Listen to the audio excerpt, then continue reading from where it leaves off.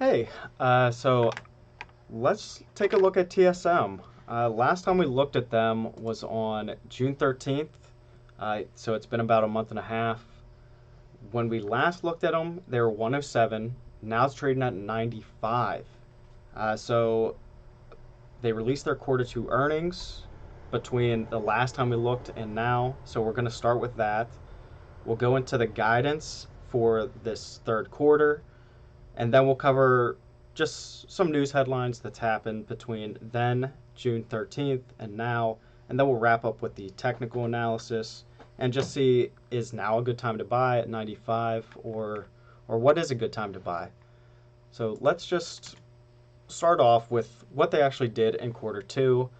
Right here, it looks like they came in at 15.6 billion in revenue, and that's in US dollars. Um, they were projecting between roughly 15 and 16, so they came in at 15.6. One thing I will point out, and this is kind of the only negative piece, at least for this income statement, is the big turnaround moment that pretty much all these chip stocks, TSM being one of the more notable ones, mentioned that they're expecting the chip market to pick back up again second half of 2023.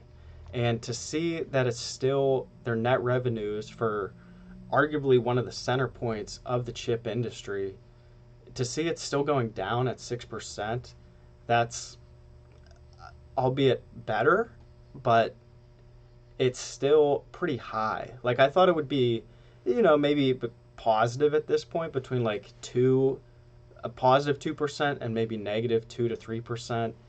So that's my only like gripe at this point. I do think it is slowing down, so hopefully things pick up.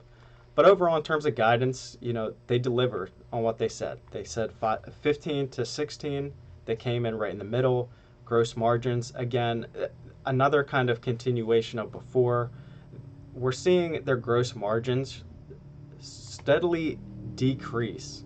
I have to imagine that's just due to uh, supplies cost more. Uh, they're trying to get rid of bad inventory. I'm not sure, but for whatever reason, their gross margins decreasing. So it went from 59 to now 54, but still in terms of guidance, that's on the high end. They projected 52 and 54. So we knew what they were going to do. They delivered on that. Same with operating margins. It just trickles down. The fact that their gross margin has trimmed down a little bit, operating margin followed the same pattern. Again, they told us what they were going to do. They did it. Net profit margin, again, we're seeing it just trickle down. Right here, they were at 44% last year at this time. Now they're at 37, almost 38%. We also have $7 in earnings per share.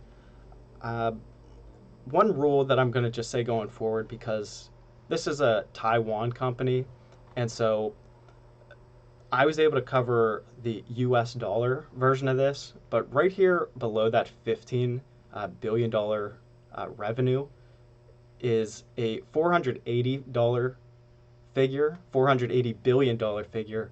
That is new Taiwanese dollars. And basically, the ratio is for every 30 Taiwanese billions, that's basically one American billion. So, uh, as we go through, I'll try to point that out, but I just want to make that clear now that for every 30 that we show, that is basically $1 in America. So let's just, uh, again, I'll remind us as we go through, but just wanted to point that out.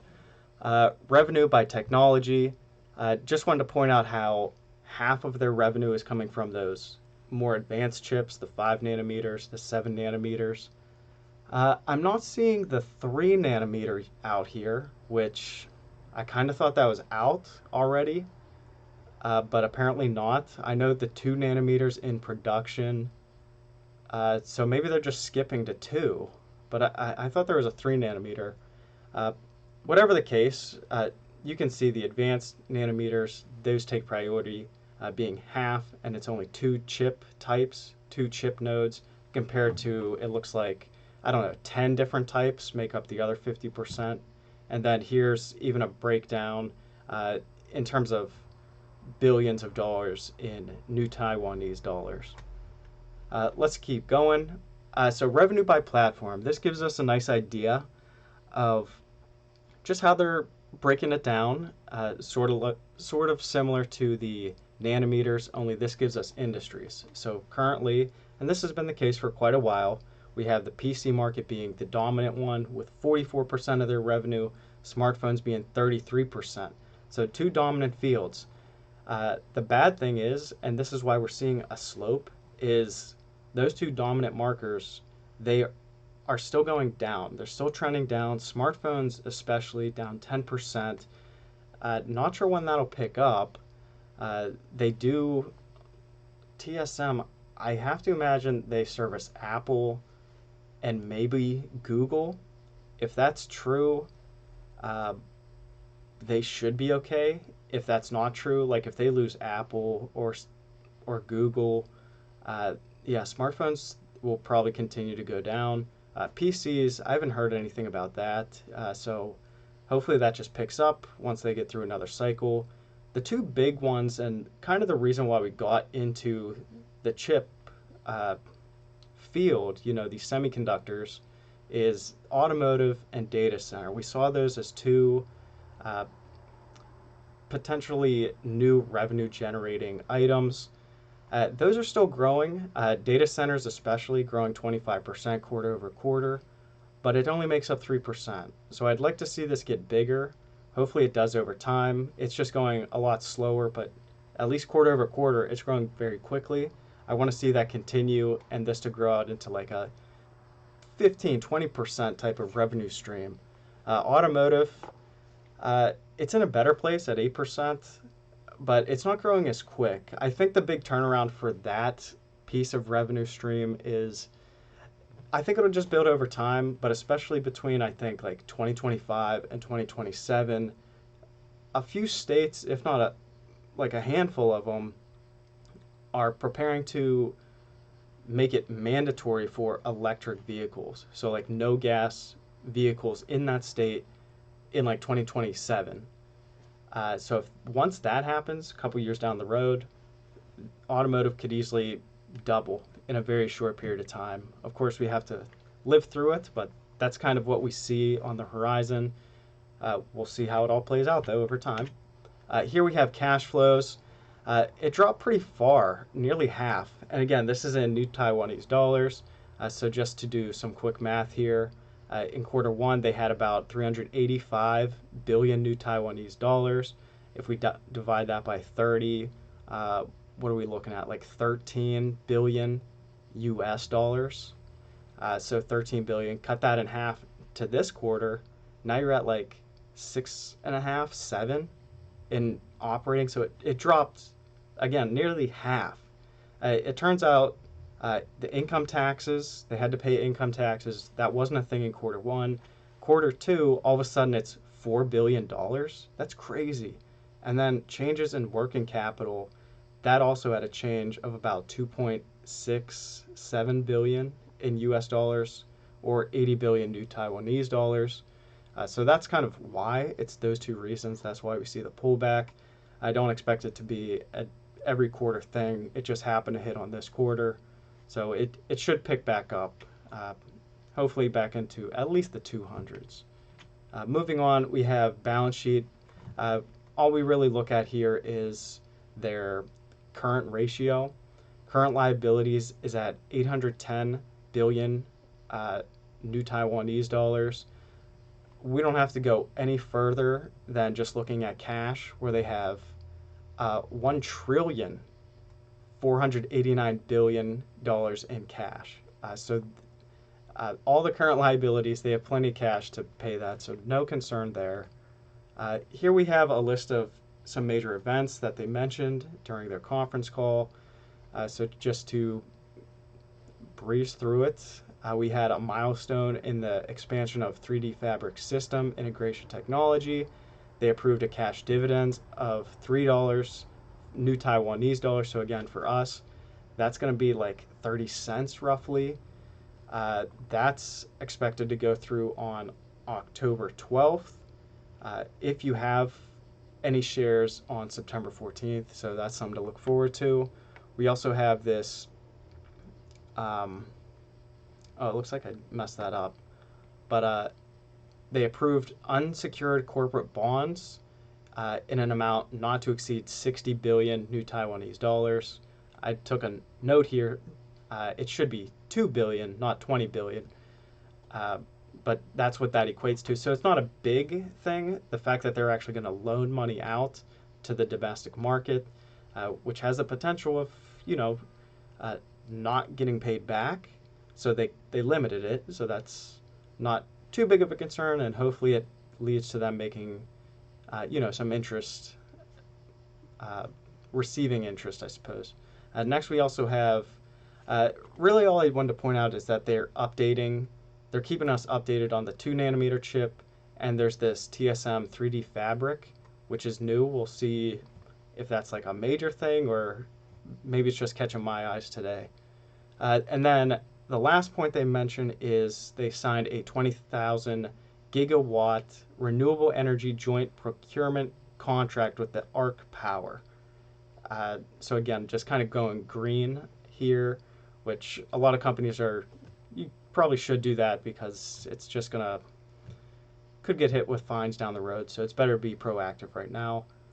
Before we move on, though, they did mention one thing about forecasting the rest of the year, and so we're kind of getting some insight on guidance where they mention, uh, while we maintain our forecast for the 2023 semiconductor market to decline mid-single digit year over year, they're now expecting the foundry industry to decline mid-teens and for their full year 2023 revenue to decline around 10% in US dollar form, which again should be about 10%, whichever dollar form. But yeah, so let's just go into the guidance here. Q3 guidance revenue, they're expecting between about 16.5 and 17.5 billion in US. Again, gross margins between 51 and 53, operating profit 38 to 40. So again, it looks like it's pulling back. Let me just go to the first slide. So it's actually close, 38. It looks very similar. So we have 52, 39, and 38. 52, 39, 38, 52. Okay. 39, 42. Okay, so their operating profit, they're projecting that's going to go down a little bit. Gross profit should be flat, maybe even up a little bit, but operating profit's going to go down a little bit. But revenue's supposed to tick up, and here's that exchange rate actually. It shows right here about a 1 to a 30. It's a little bit more than 30, but just around it, 1 to 30. So that's guidance, and then we also have Yahoo Analyst report here. They're projecting for the current quarter, so again, projecting into quarter 3. In terms of earnings, they're saying $1.15. I looked into this, and I think I can pull it up here. When they're saying 115, they're talking about this earnings per ADR. ADR equals 5 ordinary shares. 1 ADR equals 5 ordinary shares. I don't know why they're not just sharing earnings per share, not earnings per ADR, but just pointing that out. So this, what they really mean to say is this is like 20 cents or something. What did we just look at? 23 cents. That's what they really mean. 23 cents here. The fact that this was 114, that's really like 23 cents. So that just kind of throws things off. But I guess if you remember to divide this one by 5 or multiply it by 5, either way, as long as you can kind of just remember, have a mental note for that. Current quarter, just like they said, 16.95. So that's pretty much, that's pretty much in the middle of what their revenue expectation is. And then current year, I think that's, I'm not sure if this has been updated yet, but I just got the sense that this was going to pull back a little bit. They might have updated this actually. So current year revenue, 67. Let's see. Let's find income statement. 67. I mean, we're at like 30. Yeah, so I just got the sense, especially from the note about right here, our full year 2023 revenue to decline around 10%. If they didn't add that in here already, I think what they mean is this is going to be close to like 60 to 62. I just saying, I would be prepared for that, um, unless this gets revised down. Uh, but okay, let's actually pivot into the news. That covers the guidance, the earnings. Let's go into the news. What's actually been going on with them? So Taiwan, they're seeking to seeks closer EU ties in return for chip investment. This is from Foreign Minister Joseph Wu. Overseas investments need government approval, including for a potential factory in Germany. So TSM, thinking of going to Germany. Wu said the government was not placing conditions on investments by TSM, and it was for the company to decide if a project would make it profit.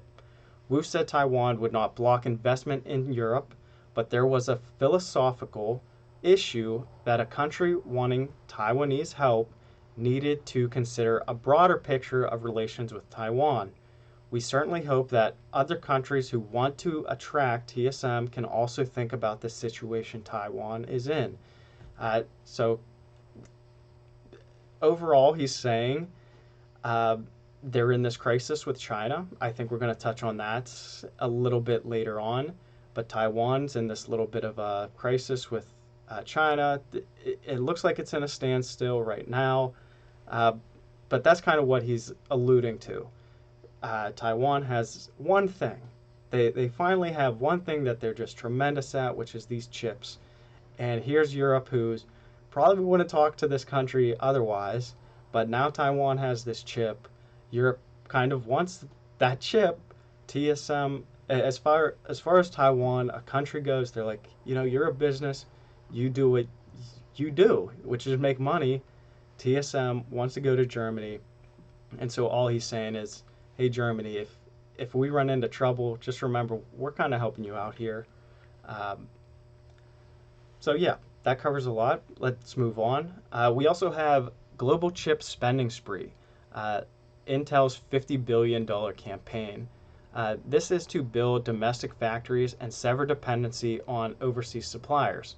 So TSM, the world's biggest contract chip maker, is in long-running talks with the German government for as much as 50% of its new semiconductor plant in Dresden, on par with what Japan offered the company. Company and its partners may spend as much as $10 billion to build the factory. So that's another reason we picked this one up. I remember this being a possible thing. Of course, it's going to take time to play out, but I knew that they would get these deals, TSM being one of the top players. They knew the EU passed a CHIPS Act. Germany has tons of money. They want the chips to come. It looks like Intel's going to move in, but TSM is also. And here we are focusing on TSM. So potentially, and I think we'll touch on more specifics, but just as an example, TSM's planning on building some sort of plant in Germany and one in Japan. And let's just say hypothetically, both those plants together cost $10 billion.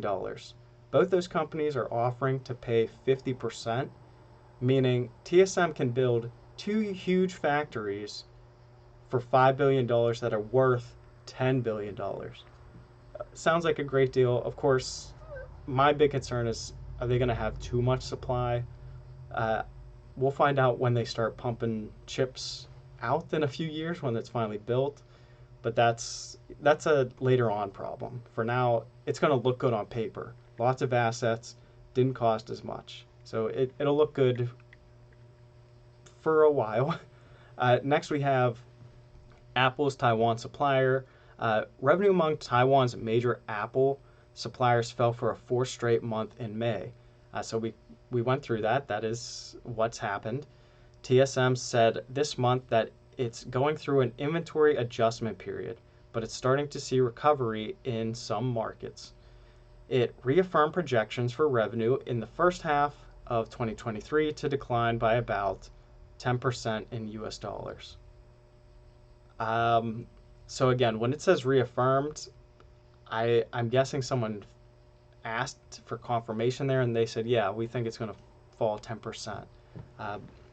Unless I'm reading that wrong, but that's what I'm rolling with here.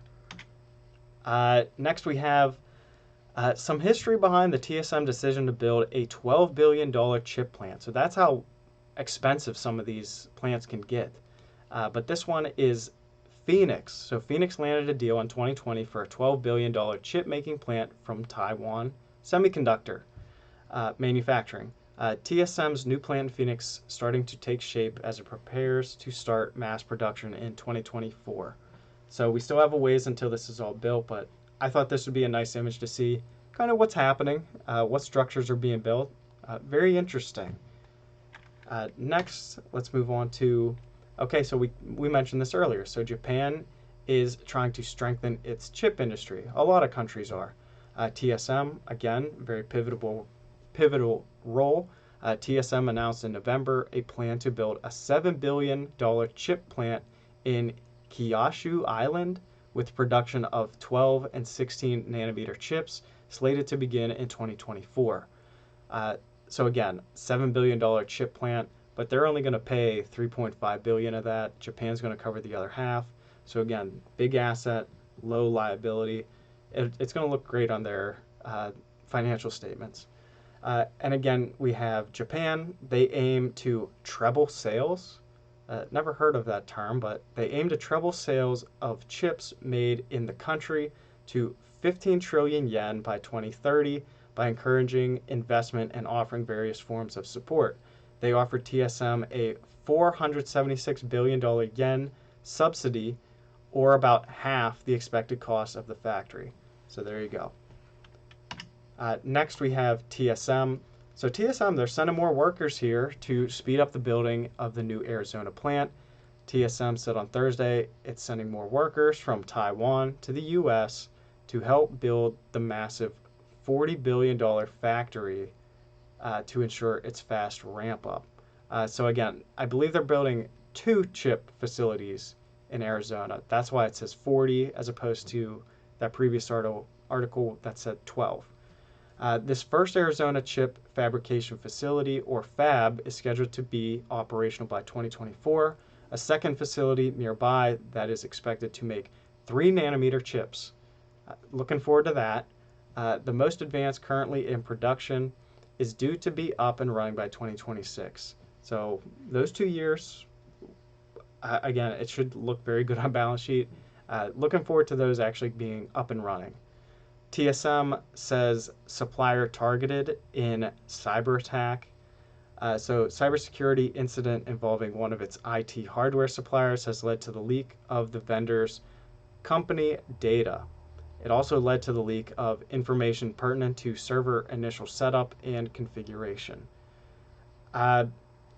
Overall, I got the gist that this more or less meant new clients, new customers, when they're setting up. I guess that information got leaked. It didn't seem that serious. Again, if you're more familiar with this kind of technical jargon, by all means, kind of correct me here, but that's kind of the sense that I got. It wasn't a major breach, but still, it's a concern. You never want any type of leak at all, but this one didn't seem that major, but just for awareness, they pointed out. Here we have Taiwan sees limited impact of China curbs on chip making materials. So this has been brought up in other chip companies, but I want to mention it here too. The short-term impact of China's export controls targeting gallium and germanium would be limited. This was from a Seoul official pointing to stockpiles and alternative supplies. So this was actually referring to Samsung in Korea but with Taiwan, so basically, just to start from the top, China is basically saying, hey, we're not going to be selling all our gallium and germanium because the U.S. is limiting what we can receive, which also means Taiwan. You're working with U.S., so because you're working with them and limiting the chips we get, we're going to stop producing gallium and germanium. It looks like Samsung and Taiwan together, they're saying, hey, we have a lot of that supply. It's not a big issue. We also have alternative suppliers. So no big deal. After evaluation, we do not expect the export restrictions on raw materials, gallium and germanium, will have any direct impact on TSM's production. So there you go. No worries. And that's a nice picture down here too. This is the last one before we pivot into the technical analysis. So already, TSM is delaying the Arizona chip output to 2025. So not a big change, but I believe that kind of shows that they were lacking workers. That's why they're importing it. They noticed they fell behind, so now they're saying, well, let's try to pick it back up, see if we can get back on course. Overall, it's going to get built. It seems like it's more likely to be early 2025, but we'll see how it plays out. You know, things might slow down, catch up. We'll see. TSM is to invest $2.9 billion in advanced chip plant in Taiwan. Nearly, again, $2.9 billion in an advanced packaging facility. So this is something different. Haven't really seen this before, but advanced packaging is crucial for improving semiconductor designs as it becomes more difficult to pack more transistors onto a single piece of silicon. Packaging technology enables the industry to stitch together several chips called chiplets, either stacked or adjacent to one another within the same container.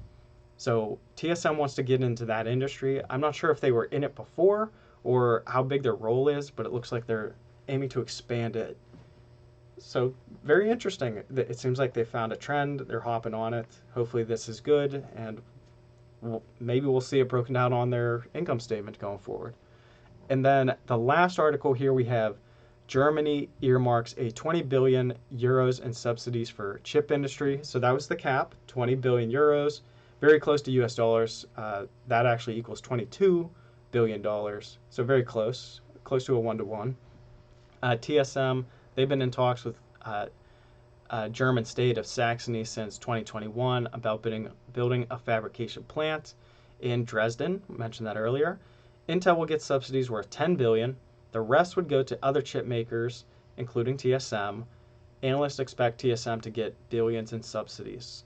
This should be as simple as once we know how large the factory is going to be, whether it's 5 billion, 8 billion, it looks like the max is 10. I don't think they'll get all 10, but chances are if they pick a factory that's going to cost 8 billion, Germany's going to pick up 4 of that, and Germany will gladly pay it too. It's very interesting though that Germany is picking up Intel and TSM. I would have thought they would just pick one over the other, but they're picking both. So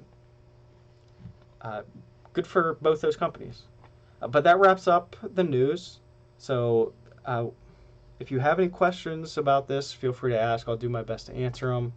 But again, yeah, let's look at the technicals. Let me get this out of the way, actually. So just a quick recap of where we left off. We noticed that there was this uptrend that began in November, and then we also noted that there's the China-Taiwan concern. That's still in place. Doesn't seem like it's as newsworthy now. It seems like the tensions have died down a little bit, but it's still glooming out there. If we just zoom in on last time we looked, which was June 13th, so that's somewhere around here in this green candle. It's actually at the top, close to 107 when we looked. But since then, it's actually gone straight down. It looks like, I would say the uptrend's still in place. If this one keeps going down, I would imagine it will bounce around 85. I did have buy points at 88 and 101. Looking at the chart, I'm not sure what that was, like why I chose that point. Okay, so I chose 101. That's the bottom of the channel, so that makes sense. And 88, I believe that's right in the middle of the two blue lines, which I kind of was calling the fair value lines. Uh, and you know, if this one keeps trending downwards, the first time it would probably reach some sort of support would be around 85. And so to put it at 88, I think that's very reasonable to pick up a company like this. And it's right in the middle of the fair value range. If it dipped lower, even better, pick up another share if it dropped to 85. But if it got somewhere around 88, I would feel comfortable picking it up just in case, because, you know, unless we're watching it like a hawk, we're not going to get the absolute bottom, but that would be close enough for me. So I guess what I want to do is start with a note. I want to update something here because it says it's been in an uptrend since November. Now, I would say that's clearly still in an uptrend. It's just we need to tweak our lines here. So I'm going to actually pull this down to match up. Like I could pull it all the way down to here. This would be the absolute bottom. And let me grab this, and I can pull this down, and we'll just make it parallel. So if I make it parallel, this is more so what we're looking at. We have a couple peaks above, but the only times it's peaked above, it dropped almost to the very bottom of this range that we updated. So what I'm going to do is that uptrend, I'm going to leave the note. I will add, just because, that it declined a little bit, declined slightly. But yeah, that uptrend, it's clearly still intact. What we're going to do, let's update the current price. So it went from 107 to 95. We have it in red, which means I wasn't interested in buying it at this price, because even after we've changed the range, it's still on the high side. So that is confirmed. I still don't like that price. But now at 95, we're nearing the bottom of the channel. We don't really have a support line coming up until, of course, 85, which is a full $10 away. The ideal, since we're actually in midweek, the ideal price right now would actually be 91. That would be the bottom of the channel. It would be near some support within this fair value range. If this one hit 91, and just to kind of project this out about a month, because that's when I'm hoping to get back into this, roughly a month from now, we'd be at about 95.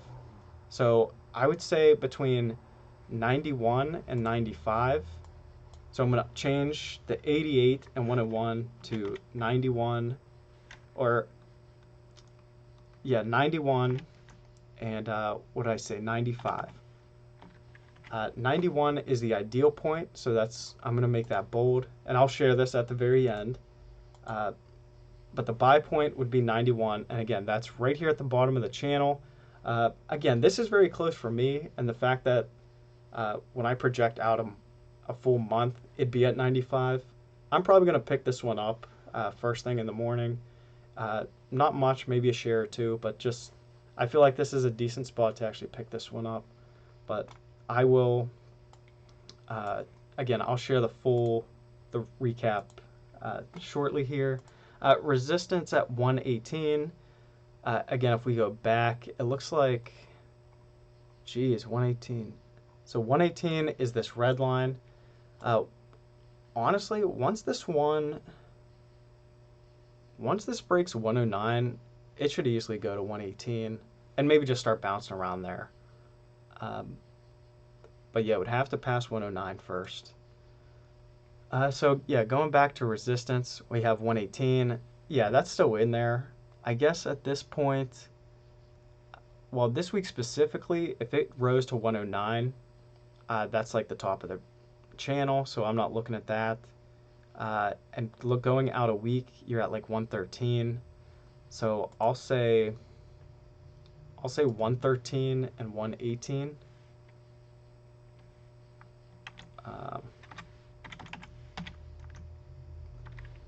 And 118 is the primary number.